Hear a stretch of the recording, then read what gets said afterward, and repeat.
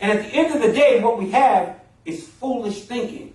Now, before we beat him up, we do the exact same thing. Like those of you who are not too spiritual, to be honest, most of us in this room do the exact same thing. See, the privileged position we have is we know the end of the story.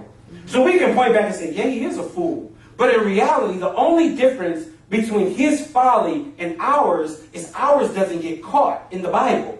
Like if God gave you a chapter on how you spend your finances, like what would it read?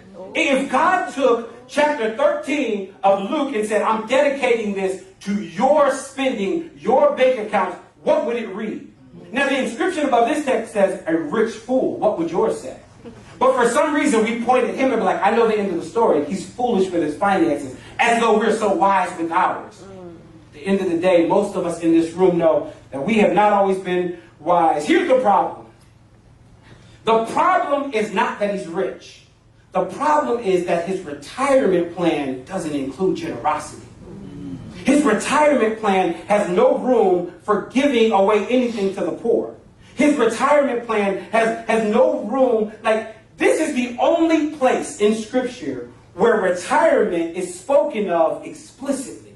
Yes, the Bible speaks about aging. Yes, the Bible speaks about slowing down. In Numbers, it talks a little bit about finishing off your vocation or finishing off your work. So yes, the Bible does speak about slowing down.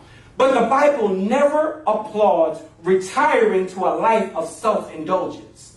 The Bible never applauds, and I hear y'all getting quiet. Y'all like, I got a 401k plan, Pastor. You're not going to disrupt that.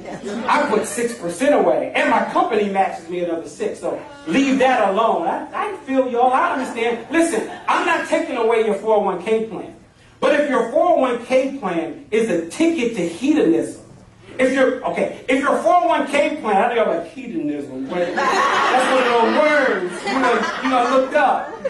Listen, if your 401k plan is a ticket to self-indulgence and self-pleasure, the Bible doesn't approve, it disapproves. It looks at it and it calls it foolishness. See, you know how I want to retire?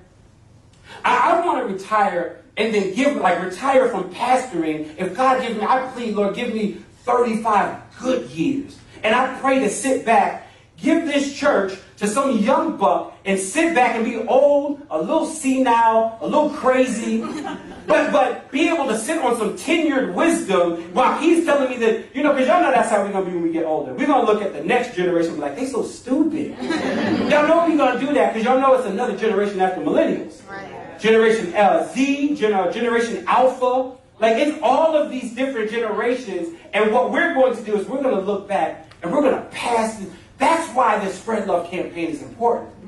The Spread Love campaign is important because you think that it's only to reach the neighborhood now. I'm thinking 50 years from now, what will we give to the kids in the children's room? Like my hope and my prayer this is not hyperbole. I genuinely have been praying about the Spread Love campaign because what would it look like to pass a building on to Cameron and Cody? What would it look like for them in the children's room to be making decisions on how to impact this neighborhood? When you old, you gone, or you can't see no more, and we sitting back and we watching these kids, what are we going to pass down to them? What would it look like for Ava and Elizabeth in the kids' room to be deacons? But what would it look like for Kristen, Tashina's daughter, Ava Akiranade? What would it look like for her to be leading worship? She better have some worship skills. What would it look like, though? And what are we going to set our kids up? Here's what we're going to do. We're either going to eat, drink, and be merry, and be foolish, or we'll pass them on something. So this thing is I'm not asking you to give for now. I'm asking you to give for when you're dead and gone. Like you do not. See, that's the other reason he's foolish. He's foolish because he's not generous, but he's also foolish because he doesn't understand how fickle life is. Did you see?